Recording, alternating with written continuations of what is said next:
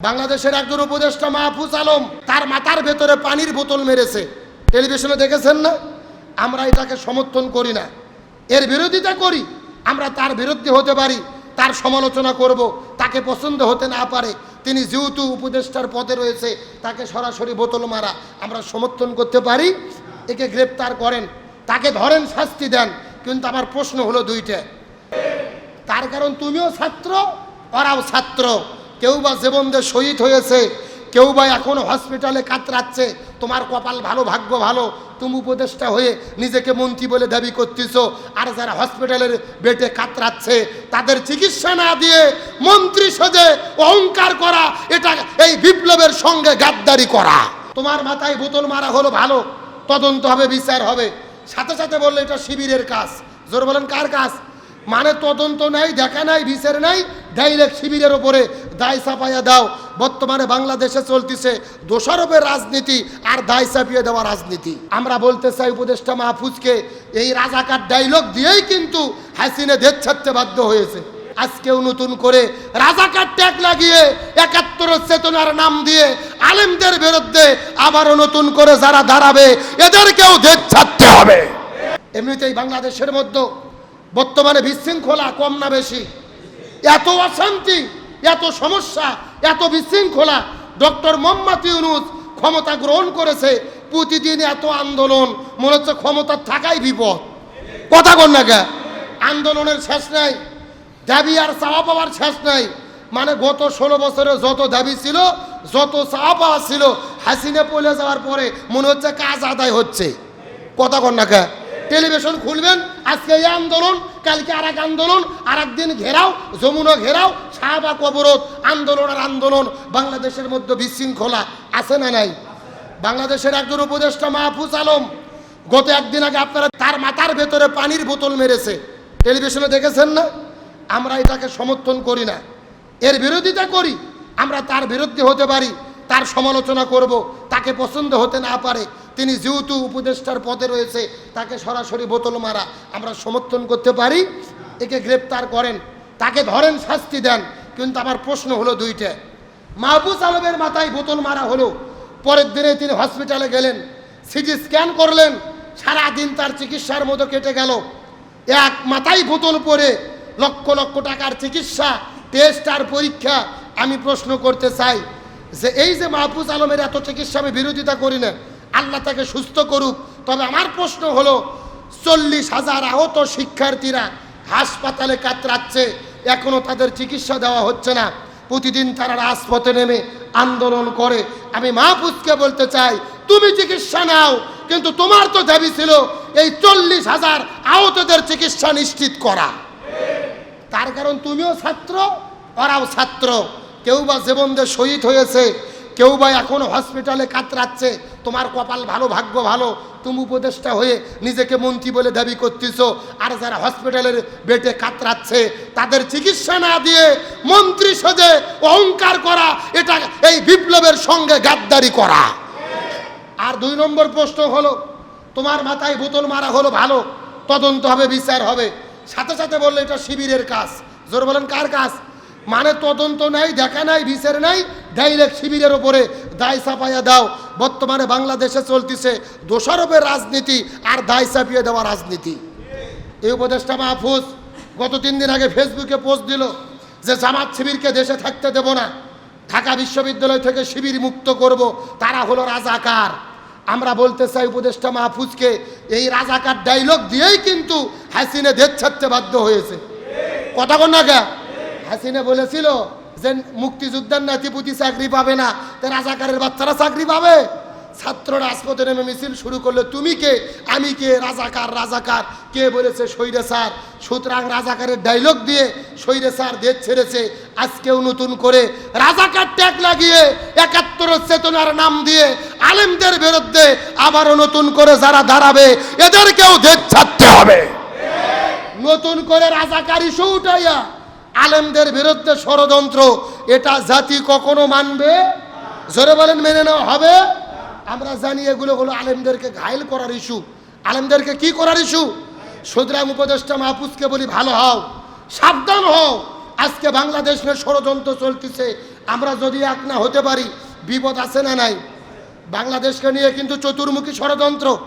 আজকে দেখলাম সেই পাবনা আটঘরিয়া থানাতে জামাত ইসলামের অফিসে হামলা করেছে, হামলা করে আগুন লাগিয়ে দিয়েছে। সেই আগুনে একটা কোরআন পুড়ে গেছে। জোরে বলেন নাউজুবিল্লাহ। এখন আপনাদের জানতে চাই, কোরআনের গায়ে আগুন, এটাকে আমরা মানতে পারি? আমরা দলমত রাজনীতি বুঝি না। আল্লাহর সর্বশ্রেষ্ঠ কিতাবের নাম হলো কোরআন। এই কোরআনের গায়ে যারা আগুন দিয়েছে, কোরআন যারা পুড়িয়ে ফেলেছে, প্রশাসনকে বলি তদন্ত করে এদেরকে শাস্তির আওতায় আনতে হবে। আল কোরআনের অপমান আমরা কখনো মানতে পারি? আর জামাত ইসলাম, বিএনপি, হেফাজত, চরমোনাই, এনসিপিকে বলি আর দলাদলি করেন না। যেই জাতীয় ঐক্যের মাধ্যমে বাংলাদেশে গণবিপ্লব হয়েছে, এই জাতীয় ঐক্যটা টিকে রাখেন, নতবা বাংলাদেশ গভীর ষড়যন্ত্র চলতেছে। ভবিষ্যতে বাংলাদেশের ভবিষ্যৎ অন্ধকার। আগে শুধু ভারত বাংলাদেশকে ষড়যন্ত্র করত, শকুন ছিল একটা, এখন শকুন আর একটা নাই। পুরো পৃথিবীর শকুনদের চোখ বাংলাদেশের দিকে পড়েছে। কথা কন না গা? আজকে ভারতের চোখ পড়েছে, আমেরিকার চোখ পড়েছে, রাশিয়ার চোখ পড়েছে, তাম পৃথিবীর চোখ বাংলাদেশের দিকে। বাংলাদেশের মানুষ বিএনপি, জামাত, জাতীয় পার্টি, চরমোনাই, হেফাজত, জাতীয় পার্টি আর ওই আওয়ামী লীগ আর স্বৈরাচার বাদ দিয়ে এই বিপ্লবের আমরা যতগুলো অংশীদারিত্ব ছিলাম, আমরা যদি এক না থাকি আমাদের বিপদ আছে না নাই? কিন্তু সোশ্যাল মিডিয়াতে এক দল আর এক দলের বিরুদ্ধে পতিত স্বৈরাচারের লোকেরা ফেসবুক আইডি খুলেছে। কিছু লোক বিএনপি সাজে জামাতের বিরুদ্ধে বলতেছে, কিছু লোক জামাত সাজে বিএনপির বিরুদ্ধে বলতেছে। নিজেদের ভেতরে মারামারি লেগে দিয়ে তারা স্বার্থ হাসিল করার ষড়যন্ত্র করতেছে। এই জন্য চোখ কান খোলা রাখতে হবে। অন্তত আগামী নির্বাচন পর্যন্ত আমাদের নিজেদের ভেতরে কোনো দলাদলি, মারামারি, বিভেদ করা যাবে। জাতীয় ঐক্য আমাদের টিকে রাখতে হবে। স্বৈরাচার পালিয়ে গেছে। আজকে জুমার নামাজের পরে ঢাকা মানিক মিয়া এভিনিউতে একটা সমাবেশ ডাকা হয়েছে, যার মূল টার্গেট হলো সমকামীদেরকে অধিকার দেওয়া। জোরে বলেন নাউজুবিল্লাহ। সমকামী মানে কি? ছেলে ছেলের সঙ্গে মেলামেশা করবে, মেয়ে মেয়ের সঙ্গে মেলামেশা করবে, ছেলে ছেলে জেনা, মেয়ে মেয়ে জেনা। এই সমকামীর দাবি নিয়ে ঢাকার রাজপথে তারা নামবে। চিৎকার করে বলেন, এই সমকামীকে আমরা বাংলাদেশে হতে দেব? আজকে আমেরিকা, লন্ডন, ফ্রান্সে, ওয়েস্টার্ন দেশে সমকামিতা চলে। এই সমাবেশের নেতৃত্ব দিচ্ছে লাকি আক্তার। যেই লাকি আক্তার শাহবাগের চত্বরে দাঁড়িয়ে হাসিনের পক্ষে দালালি করে স্লোগান দিয়েছিল, সতে সাইদি, তুই রাজাকার, তুই রাজাকার। ওই নাকি আজকে সমাবেশ করবে। আমরা সরকারকে বলতে চাই, ওই নাকি এতদিন কেন গ্রেপ্তার হয়নি? এ কথা কন না কে? যারা স্বৈরাচারের পক্ষে দালালি করেছে, স্বৈরাচারকে টিকিয়ে রাখতে সাহায্য করেছে, আলেমদেরকে ফাঁসি দিল, দেশের মধ্যে দেশ তৈরি করে, রাষ্ট্রের মধ্যে রাষ্ট্র তৈরি করে, শাহবাগের চত্বর থেকে ইমরান এই যেই হুকুম দিত, আজকে পতাকা অর্ধনিমিত হবে, তাই হতো। আজকে অফিস বন্ধ থাকবে, তাই থাকতো। রাষ্ট্রের মধ্যে রাষ্ট্র তৈরি করে ফেসিবাদ কায়েম করেছিল। আমরা প্রশ্ন করতে চাই, ওই শাহবাগের যারা নেতৃত্ব দিল, এখন পর্যন্ত তাদেরকে কেন গ্রেপ্তার করা হলো না? তাদেরকে কেন বিচারের আওতায় আনা হলো না? হাসিনা পালিয়ে যাওয়ার 6 দিন পরে লাকি শাহবাগে নেমে হাসিনের পক্ষে স্লোগান দিয়েছিল।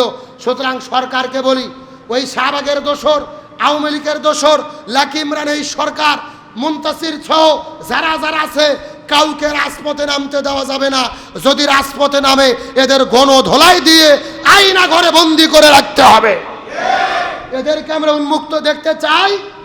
আর যারা সমকামিতা কায়েম করতে চাচ্ছে, গভীর ষড়যন্ত্র। ভারতকে বিদায় করেছি, আর এক শকুন দেশে এসেছে, তারা ওয়েস্টার্ন কালচার কায়েম করতে চায়। বাংলাদেশের সংস্কৃতি পরিবর্তন করে ইসলামের বিরুদ্ধে পরিষ্কার করে বলি, কোনো সমকামিতা বাংলাদেশে হতে দেওয়া হবে। আসুন তারা লক্ষ্য করেন, আল্লাহর কোরআন, হযরত লোকমান আলাইহিস সালাম তার পুত্রকে উপদেশ দিচ্ছে, পিতামাতার কথা শুনবে, কিন্তু খবরদার কোরআন বিরোধী কোনো আদেশ দিলে এটা মানা যাবে। আমার প্রিয় বন্ধুগণ, মুসলমান ভাইরা, গভীর মনোযোগ। হযরত লোকমান আলাইহিস সালাম তার পুত্রকে 10টা ওসিয়ত করেছেন, 10টা উপদেশ দিয়েছেন। তার মধ্যে 4 নম্বর উপদেশ সম্পর্কে আল্লাহ তাআলা কত চমৎকার করে বলেন। আল্লাহ সুবহানাহু ওয়া তাআলা বলেন, ইয়া বুনাইয়া আকিমিস সালাহ, নামাজ কায়েম করো। নিজেও নামাজ আদায় করবে, সমাজের মধ্যে নামাজটাকে তোমরা কায়েম করবে। তারপরে আল্লাহ সুবহানাহু ওয়া তাআলা বলেন, 4 নম্বর তুমি আকিমুস সালাহ নামাজ কায়েম করো, ওয়া আমারু বিল মারুফ ভালো কাজের তোমরা আদেশ করবে, ওয়ানহা আনিল মুনকার আর মন্দ কাজের এই জমিন থেকে মন্দ কাজগুলোকে বন্ধ করে দেবে, ওয়াসবিরি আলা মা আসহাবাকুম আর যখন বিপদ বালা মুসিবত আসবে তখন বিপদের সময় তুমি ধৈর্য ধারণ করবে। জোরে বলেন সুবহানাল্লাহ। আকিমিস সালাহ নামাজ কায়েম করতে হবে। জোরে বলেন নামাজ কি করতে হবে? ওয়া আমারু বিল মারুফ ভালো ভালো কাজের আদেশ করো। আল্লাহ তাআলা বলেন কুনতুম খায়রা উম্মাতিন উখরিজাত লিন-নাস তোমাদেরকে সর্বোত্তম জাতি বানানো হয়েছে, তা'মুরুনা বিল মারুফ ওয়া তানহাউনা আনিল মুনকার ভালো কাজের আদেশ করবে, অন্যায় কাজে তোমরা বাধা দেবে। অন্যায় বাধা দেবেন কেমনে? আমার নবী বলেন মান রাআ মিনকুম মুনকার যদি তখন তোমাদের সামনে কোনো অন্যায় কাজ তোমরা দেখতে পারো তখন তোমরা কি করবা? ফাইল্লাম ইয়াস্তাতি ফাবি বিয়াদিহি তোমরা হাত দিয়ে অন্যায়কে বাধা দেবে। ফাইল্লাম ইয়াস্তাতি যদি তোমরা সেটা করতে না পারো ফাবি লিসানিহি মুখ দিয়ে বাধা দেবে। ফাইল্লাম ইয়াস্তাতি যদি তোমরা সেটা করতে না পারো ফাবি কলবিহি অন্তর দিয়ে ঘৃণা করবে। হুয়া আযাফুল ঈমান এটাই হলো দুর্বল ঈমানের অংশ।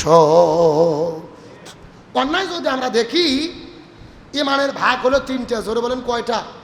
1 নম্বর হলো মান রাআ মিনকুম মুনকার ফালিয়ুগাইয়ির বিয়াদিহি যদি তোমাদের সামনে কোনো অন্যায় হয় 1 নম্বর তোমরা হাত দিয়ে প্রতিরোধ করবে। জোরে বলেন হাত দিয়ে কি করবে? প্রতিরোধ করবে, বাধা দেবে। ফাইল্লাম ইয়াস্তাতি যদি সেটা করতে না পারো, সাহস কম শক্তি কম, তখন তোমরা কি করবে? ফাবিলিসানিহি মুখ দিয়ে বাধা দেবে। ফাইল্লাম ইয়াস্তাতি এটাও যদি করতে না পারো ফাবি কলবিহি অন্তর দিয়ে সেটাকে ঘৃণা করবে। কখনো অন্যায়কে সমর্থন করা যাবে